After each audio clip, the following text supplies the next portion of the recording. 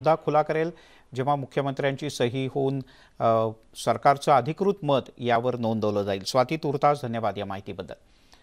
तिकडे लोकलच्या प्रवासासाठी लसीकरण बंधनकारक असल्याच्या सरकारच्या निर्णयाविरोधात दाखल करण्यात आलेल्या जनहित याचिकेवर आता पुढची सुनावणी 28 फेब्रुवारीला होणार आहे। मुंबई उच्च न्यायालयात झालेल्या सुनावणीमध्ये लोकल प्रवासासाठी लसीकरण बंधनकारक असल्याच्या निर्णयावर राज्य सरकार ठाम राहिलं। 15 जुलै 10 आणि 11 ऑगस्टची परिपत्रकं तसंच एसओपी मागे घेण्याची तयारी राज्य सरकारनं दाखवली।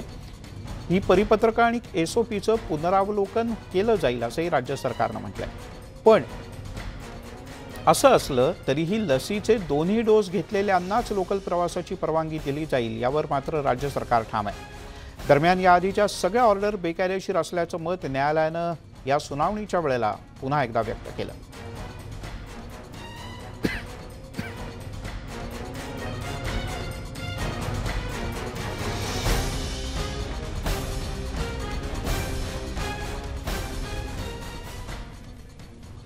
भारतीय महसूल सेवेतील अधिकारी समीर वानखेडे यांना मुंबई उच्च न्यायालयानं अटकेपासून संरक्षण दिलंय। 28 फेब्रुवारीपर्यंत समीर वानखेडे यांना अटकेपासून हे संरक्षण देण्यात आलं आहे।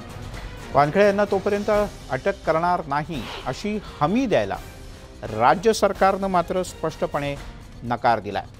यानंतर मुंबई उच्च न्यायालयानं समीर वानखेडे यांना 28 फेब्रुवारीपासून अटकेपासून संरक्षण करण्याचे आदेश दिले। ठाणे पोलिसांनी दाखल केलेल्या गुन्ह्याला समीर वानखेडे यांनी मुंबई उच्च न्यायालयात आव्हान दिलंय। या प्रकरणीचा एफआयआर रद्द करण्याची मागणीही त्यांनी केली आहे। समीर वानखेडे यांच्या विरोधात बारचा परवाना काढताना चुकीची माहिती दिल्याप्रकरणी कोपरी पोलीस स्थानकात हा गुन्हा दाखल करण्यात आला आहे।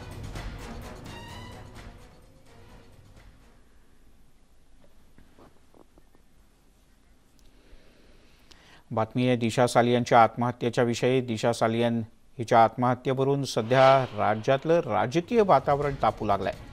भाजपचे नेते आणि केंद्रीय मंत्री नारायण राणे तसंच आमदार नितेश राणे यांनी दिशा सालियन हिच्या आत्महत्येवरून प्रश्न उपस्थित केल्यानंतर महापौर किशोरी पेडणेकर यांनी दिशा सालियन हिच्या मुंबईतल्या घरी जाऊन तिच्या कुटुंबियांची भेट घेतली।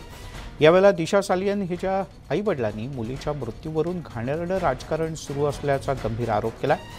मुलीच्या मृत्यूनंतरही तिला बदनाम केलं जात असल्याबद्दल दिशाच्या आईनं दुःख व्यक्त केलं। मुलीच्या मृत्यूवरून सुरू असलेले आरोप करणं तातडीनं थांबवा असं त्यांनी म्हटलंय।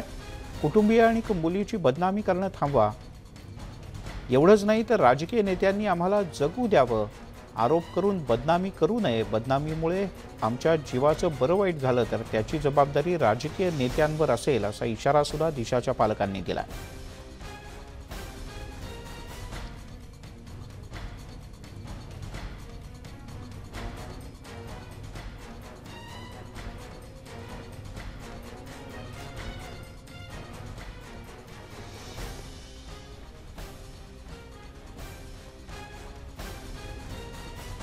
ऊपर इतना सब हो गया, इतना 2 साल तक होने आया, फिर भी बंद किया था केस, फिर भी ये लोग निकल के फिर से हमें परेशान कर रहे हैं। ये क्या है? ये राजनीति की वजह से हम मेरी मारी गई हुई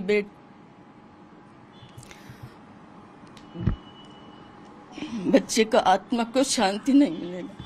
हम दिन दिन मर रहे। ये लोग की वजह से हमें जीने का ये मन नहीं करता। अभी हम भी कुछ करेंगे, मरेगा तो ये लोग ही जिम्मेदारी होंगे। ये राजनीति कोई भी हमें नेता हो अभिनेता हो कोई भी हो, हमें अभी परेशान मत कीजिए, हमें भी जीने दीजिए। जब भी मारे थे तभी अपने घर पे ही थी, अपने ही घर पे थी वो, और उसका सब क्लोज फ्रेंड उसके साथ थे। और बचपन से लोग एक साथ में फ्रेंड्स थे, वो लोग ही थे, दूसरा कोई नहीं था। बीजेपी लीडर कुछ दावा कर रहे कि उनके जो फ्रेंड है वो गायब हो चुके हैं राहुल करके। नहीं, गायब वो लोग ने कुछ गलत नहीं किया गायब होने के लिए। अभी पुलिस बुलाने तो अभी आ जाएगा वो, अभी हम लोग बुलाएंगे, हम लोग अभी आ जाएंगे वो लोग। प्राथमिक तपासाच्या अहवालानंतर पुढची कारवाई करू असं मत राज्य महिला आयोगाच्या अध्यक्षा रुपाली चाकणकर यांनी म्हटलंय।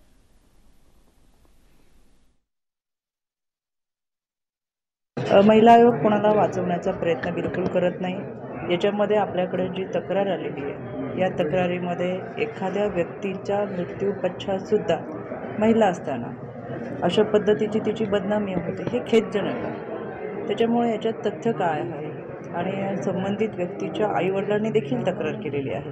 मग ही तक्रार कधी आली, या तक्रारीमध्ये त्यांचं म्हणणं काय, हे प्राथमिक तपासामध्ये समजणार आणि हा तपास मालवणी पोलीस स्टेशनकडे आहे.